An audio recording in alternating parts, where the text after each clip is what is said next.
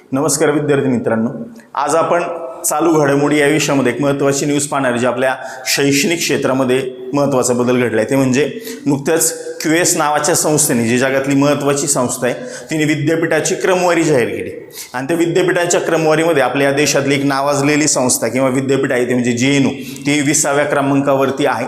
त्या दृष्टिकोनातला आज आपण एक महत्त्वाची न्यूज पाहणार आहे. क्लिअर? इथं मी हेडलाईन पण दिलेली आहे का जागतिक विद्यापीठाच्या क्रमवारीमध्ये जवाहरलाल नेहरू विद्यापीठ कितव्या स्थानावरती आहे? 20व्या स्थानावरती आहे. तर नेमकी काय आहे ती बातमी आपल्याला पाहिजे. तर बघा, सगळ्यात पहिल्यांदा आपण ती संस्था नेमकी काय जी यादी डिक्लेअर करते, तर एक QSचा लॉंग फॉर्म इथं मी दिलेला आहे तुम्हाला. बघा, QSचा लॉंग फॉर्म आहे क्वॅक क्वेरेली सायमंड. काय लॉंग फॉर्म त्याचा? क्वॅक क्वेरेली सायमंड. ही UK बेस्ड संस्था आहे. हिचं मेन हेडक्वार्टर कुठे आहे? UK, युनायटेड किंगडममध्ये आहे. या संस्थेची स्थापना 1990 साली झाली. स्थापना कधी झाली आहे? 1990 साली. हिने 2004 सालापासून, या संस्थेने 2004 सालापासून युनिव्हर्सिटीची रँकिंग द्यायला सुरुवात केली. कधीपासून? 2004 सालापासून. ही काय करते? वेगवेगळ्या देशातले, म्हणजे ज्या अख्ख्या जगातल्या वेगवेगळ्या देशामध्ये युनिव्हर्सिटीज आहे त्याचा अभ्यास करते वेगवेगळ्या मुद्द्यांना धरून आणि त्यांची रँकिंग जाहीर करते. तर 2024ची रँकिंग घोषित करण्यात आली. तर या 2024च्या रँकिंगमध्ये आपलं जे JNU, जवाहरलाल नेहरू युनिव्हर्सिटी आहे, ते 20व्या स्थानात आलं. सब कॅटेगरीमध्ये कितव्या स्थानावरती आलं? 20व्या स्थानावरती आलं. त्याच्यामुळं आपल्याला ही न्यूज महत्त्वाची आहे. आपण जर पाहिलं तर विद्यापीठांचा अभ्यास करतात वेगवेगळ्या देशांमधल्या विद्यापीठांचा वेगवेगळ्या कॅटेगरीनुसार किंवा वेगवेगळ्या मुद्द्यांनुसार. मग त्याच्यामध्ये विद्यार्थ्यांचा रेशो कसा आहे, शिक्षकांचा रेशो कसा आहे, त्यांची शिकवण्याची गुणवत्ता कशी आहे, नंतर इंटरनॅशनल त्यांचे कोलॅबरेशन वेगवेगळ्या देशांबरोबर कसे, हे असे भरमसाठ मुद्दे आहेत. त्या भरमसाठ मुद्द्यांना घेऊन हे काय करतात? क्रमवारी काढतात. मग आपल्याला याच्यावरती आयोग वारंवार प्रश्न विचारतो. मग ती MPSCची परीक्षा असू दे किंवा सरळ सेवेची परीक्षा असू दे, आतापर्यंत याच्यावरती भरपूर वेळा प्रश्न आलेले आहे. मग आपण जर काही याचा जर ओव्हरऑल जर स्टडी जर केला तर सगळ्या बेसिसवरती, सगळ्या मुद्द्यांवरती आपल्याला टॉपचे 5 युनिव्हर्सिटी विचारल्या जातात. किती? टॉप 5 युनिव्हर्सिटी विचारल्या जातात का? ओव्हरऑल आपण सगळ्यांचा जर विचार जर केला तर पहिले 5 युनिव्हर्सिटी कोणते? तर मग पहिले 5 युनिव्हर्सिटी जर पाहिले तर जगात सगळ्यात 1 नंबरला आहे MIT. MIT म्हणजे ही अमेरिकेचे विद्यापीठ आहे. MITचा लॉंग फॉर्म होतो मॅसाच्युसेट्स इन्स्टिट्यूट ऑफ टेक्नॉलॉजी.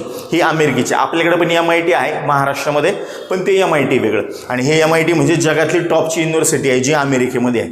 टॉपचे 5 जर आपण विद्यापीठे घेतली ना तर टॉपच्या 5 पैकी जवळजवळ 3 विद्यापीठं ही अमेरिकेतली आणि 2 विद्यापीठं ही UK मधली आहे. ओके, सगळ्यात टॉपचं कुठलं आहे? MIT आहे. त्यानंतर आपण जर पाहिलं तर 2 नंबरला येतं केम्ब्रिज. 2 नंबरला कोणतं विद्यापीठ येतं? केम्ब्रिज युनिव्हर्सिटी येतं. ही केम्ब्रिज युनिव्हर्सिटी आहे UK मध्ये. कुठं आहे? UK मध्ये.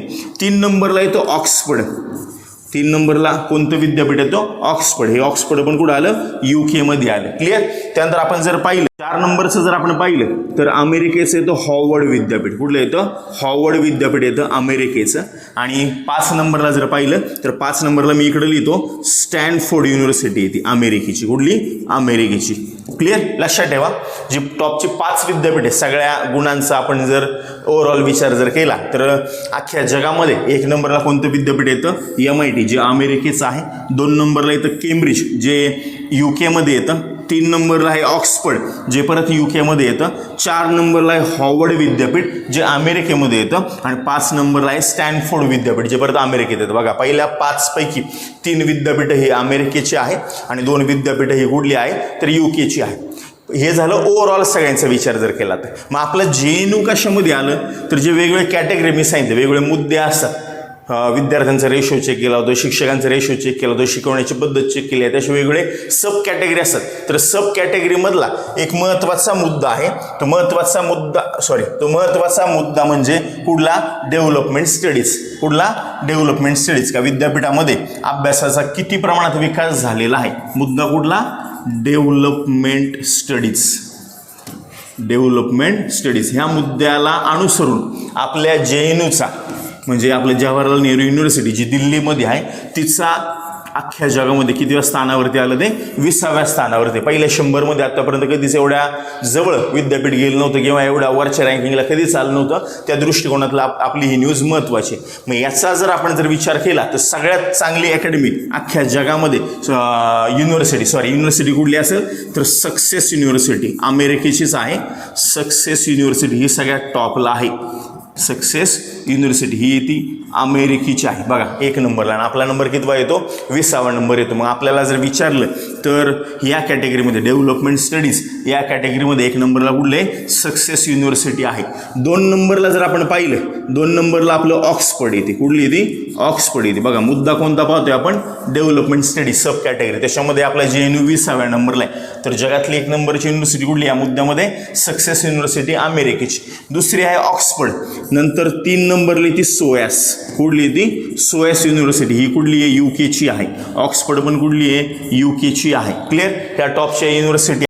तर 3 नंबरची सोयास युनिव्हर्सिटी आहे जी UK बेस्ड आहे.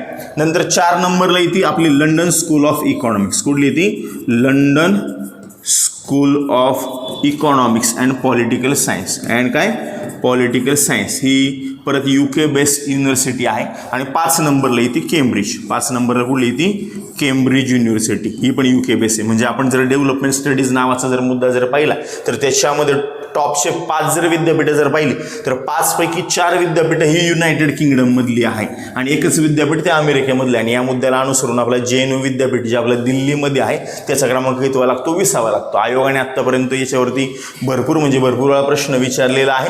त्याच्यामुळं लक्षात ठेवा की आपल्याला टाइम्स नावाचं जे मॅगझिन आहे त्याच्या अनुषंगाने पण विद्यापीठाची क्रमवारी आपल्याला विचारली जाते किंवा QS नावाची संस्था याच्यावरती पण आयोगाने आत्तापर्यंत भरपूर वेळा प्रश्न विचारलेला आहे.